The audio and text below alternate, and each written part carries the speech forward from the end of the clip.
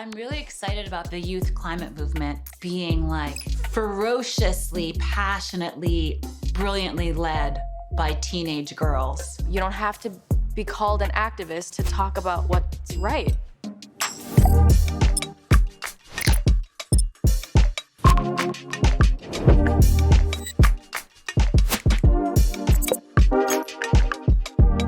I'm curious if there was a moment, Billie, when you were like, oh, climate change. The phrase global warming, I had no idea what that meant. You know, I was like, it's warm. Yeah. Warm sounds like kind of a nice thing. It does sound like a nice thing. I don't know if there was a specific moment. It was just kind of a growing thing of me just like, damn, this is really going on and it's really getting worse. So you gotta do something with all that caring. Absolutely. It's so much easier to just say nothing, right? It's like every little thing really does matter, as small as it may be. I just feel better as a person doing them, you know? Little things. I feel better as a person not eating meat and dairy. I feel better as a person not using straws. I want to know like what your feeling is on how and where to like channel our energy. When it comes to addressing the climate crisis, we have to transform everything, right? It's electricity, it's transportation, it's like buildings and agriculture and land use and manufacturing, like it's all of this. It actually helps me to choose an area of focus, right? Like I am a marine biologist, so I focus on the ways that the, you're smirking at me like a real life marine biologist. Oh, I know, because it's crazy. Go on. Yeah, my focus is on this like intersection between ocean and climate, and used to be more so on the science side, but now it's on the policy side, right? Because it's like this crazy puzzle of science and policy and economics and culture that all add up to how we live together on this planet.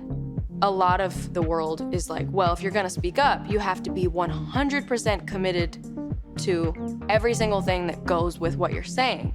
But really, it's not about being 100% perfect, it's about doing what you can. How would you go about talking to somebody that wanted to know how they could decide what to care about? A lot of times when people ask me about this, it's like, what's the one easy, simple, quick thing I can do to save the planet? And I just want to say like, yo, we are so past that point. For me, the question is like, what's the thing you can do first? The way that I think about it is kind of like a Venn diagram. Imagine like 3 overlapping circles. The first one would be like, what are you good at? Like, what skills do you have? Being a web developer or a farmer or an artist or a teacher or a lawyer or someone who makes things really cool so that other people want to join in. And then there's like, what is the work that needs doing, right? What is the whole list of climate solutions that we need to like go full speed ahead with? And then there's the part that like people don't think about enough, which is what brings you joy? Like what's gonna get you out of bed in the morning so that this is not just like a miserable slog. I love it. How are you exploring that for yourself? How are you finding that it's like exciting for you to show up?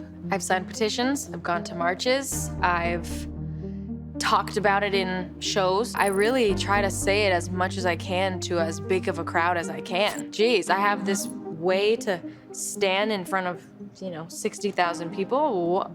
I could say anything. On tour, we've been kind of doing everything you can think of to make them really green.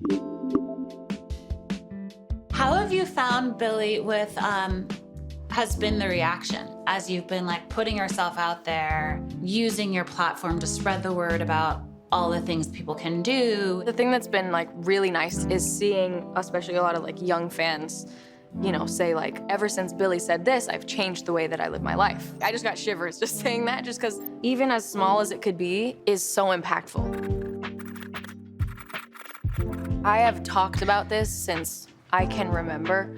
Don't shove whatever you want someone else to feel down somebody else's throat. You have to let them come to it by telling them about it, talking to them about it, telling them how you feel about it, not how they should feel about it. Nobody's gonna wanna do something if they're forced into it. It's just how we as human beings work. When we think about who's impacted by the climate crisis, it's often communities of color, poor people who are already marginalized, who just get like hit the hardest by the impacts, right? Whether that's like hurricanes or floods or wildfires or droughts. It's people who don't have a lot of options and resources to protect themselves or to rebuild their lives, who are super at risk. When we talk about climate justice, it's making sure that everyone has an equal opportunity for a healthy and safe life, even though the world is changing around us. And if we don't do that, then in my opinion, like, we won't have solved the problem.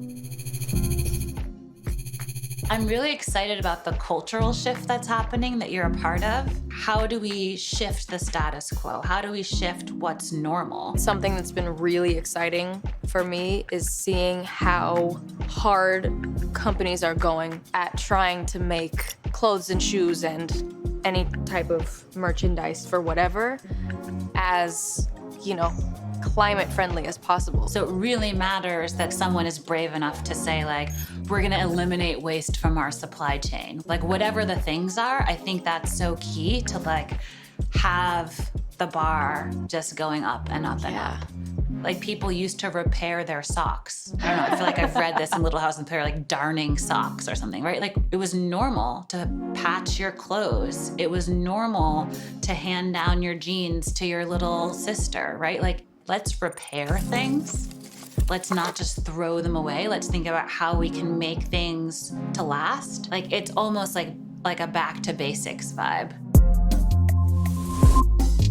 What are things that make you hopeful?